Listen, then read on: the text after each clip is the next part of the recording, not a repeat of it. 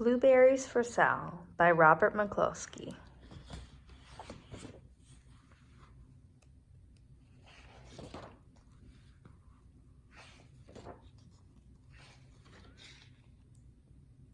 One day, little Sal went with her mother to Blueberry Hill to pick blueberries. Little Sal brought along her small tin pail, and her mother brought her large tin pail to put berries in. "We will take our berries home and can them," said her mother. "Then we will have food for winter." Little Sal picked 3 berries and dropped them in her little tin pail. Ka-plunk, ka-plank, ka-plunk. She picked 3 more berries and ate them. Then she picked more berries and dropped one in the pail. Ka-plunk, and ate the rest. Then little Sal ate all 4 blueberries out of her pail. Her mother walked slowly through the bushes, picking blueberries as she went and putting them in her pail. Little Sal struggled along behind, picking blueberries and eating every single one.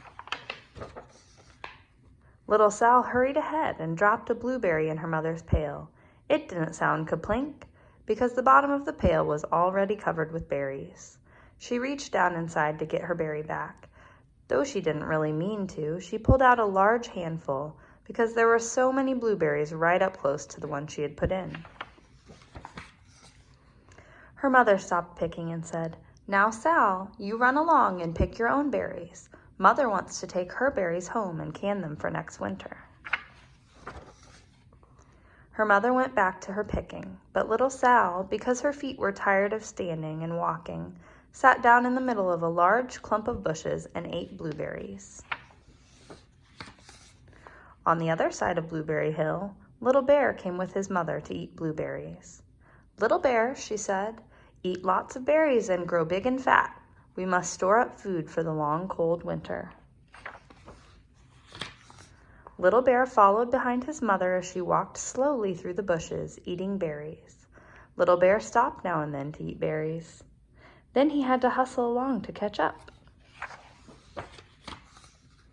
Because his feet were tired of hustling, he picked out a large clump of bushes and sat down right in the middle and ate blueberries. Over on the other side of Blueberry Hill, little Sal ate all of the berries she could reach from where she was sitting. Then she started out to find her mother. She heard a noise from around a rock and thought, "That is my mother walking along." But it was a mother crow and her children, and they stopped eating berries and flew away, saying, "Caw, caw, caw." Then she heard another noise in the bushes and thought, "That is surely my mother, and I will go that way." But it was Little Bear's mother instead. She was tramping along, eating berries and thinking about storing them up for the winter. Little Sal tramped right along behind. By this time, Little Bear had eaten all the berries he could reach without moving from his clump of bushes. Then he hustled off to catch up with his mother. He hunted and hunted, but his mother was nowhere to be seen. He heard a noise from over a stump and thought, "That's my mother walking along." But it was a mother partridge and her children. They stopped eating berries and hurried away. Then he heard a noise in the bushes and thought, "That is surely my mother. I will hustle that way." But it was little Sal's mother instead. She was walking along, picking berries, and thinking about canning them for next winter. Little Bear hustled right along behind. Little Bear and little Sal's mother and little Sal and Little Bear's mother were all mixed up with each other among the blueberries on Blueberry Hill. Little Bear's mother heard Sal walking along behind and thought it was Little Bear, and she said, "Little Bear, munch, munch, eat all you can possibly hold, swallow." Little Sal said nothing. She picked 3 berries and dropped them, ka-plink, ka-plank, ka-plunk, in her small tin pail. Little Bear's mother turned around to see what on earth could make a noise like ka-plunk. "Grumph," she cried, choking on a mouthful of berries. "That is not my child. Where is Little Bear?" She took one good look and backed away. She was old enough to be shy of people, even a very small person like little Sal.